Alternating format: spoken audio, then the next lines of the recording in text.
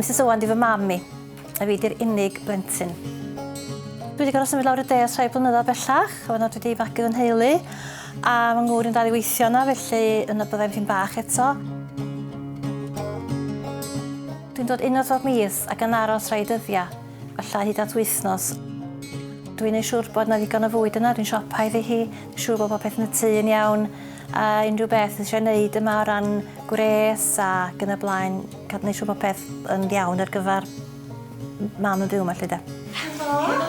Helo, bach. Yn neis o weld ti, Carian.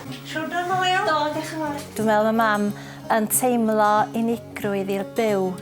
Mae fel salwch bron y bod. Mae'n gwneud ti yn isal, mae'n cael panic attacks, a mae hwnna fel afiechyd yn dda hun.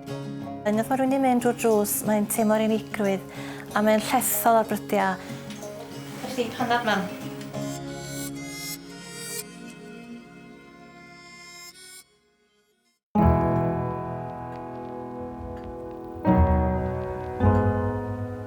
Pan dwi yma ar ben fy hun, wel, mae'n deimlad na neu fi rhaid i gael o'n de.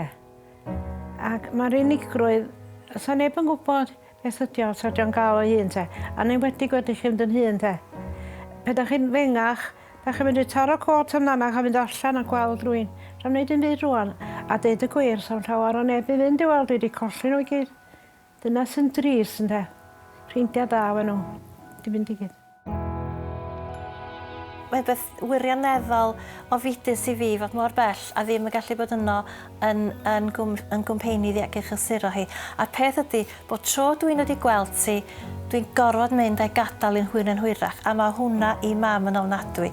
Ond wedi deud hynny, sa'n gwybod bod rhywun dod yno wedyn i godi chalon ni, i gadw gwmpeinig iddi, mae hwnna yn help garw. A ffaith bod cynllun ffrindiau yma rwan, a rhywun dod yma i weld mam a Bnawn Dydd Mawrth, mae'n wirioneddol wych.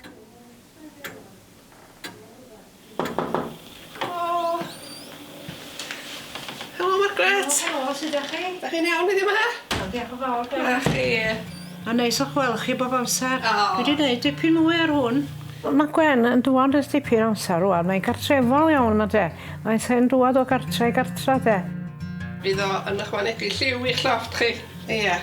A di'n cael chi tynnu lluniau ni llofft wedyn. Mae'n dod yn naturiol iawn rhwng ni. Da ni'n dechrau siarad. A tua tan oed i 2-3, da ni'n cael panad. A mae bod dim yn syrthio le yn dwt iawn yn Gwen a fi. Pan o'n i'n gweithio fel gweithiwr cymdeithasol efo pobl hŷn lle, o'n i'n ymwybodol iawn chi bod na bobl yn teimlo unigrwydd lle a teulu ddim yn byw yn agos iddyn nhw. Di'n amser panad? Yn amser panad o hyd i.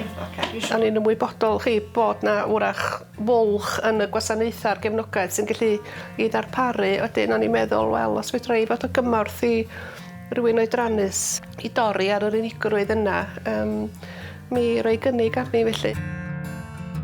Wel, rhaid mi ddweud, mae wedi dod yn rhan o mywyd i, mae o'n dillenwi bwlch mawr te. Achos dwi'n teimlo yn wirioneddol hapus ar y mawrth rwan yn cael Gwen i dod yma, da ni'n sgwrsio. Mae wedi gwneud dipyn o les i mi, te. A fydd hi'n deud, o pan dwi'n dingwelu nos lun, o fyddai'n gwybod bod chdi'n dod ato fi ar ddi mawrth, fydd hi ddeud, a mae hynny'n beth braf i glwad, da chi'n gwybod. Wrach na lwc ydi o de, bod ni, am dyn ni'n dod ymlaen y dda iawn. Ac bod tro mae wedi bod yma, dwi wedi mwynhau yn arw, a mae hi'n deud, bod ti'n mwynhau efo fi, te. Mae'n gweithio ddwy ffordd wedyn, dydy. Dwi'n diolchgar iawn bod na fath brosiect yn bod, te. A dwi'n siŵr bod na lawer iawn rhyw fath a fi.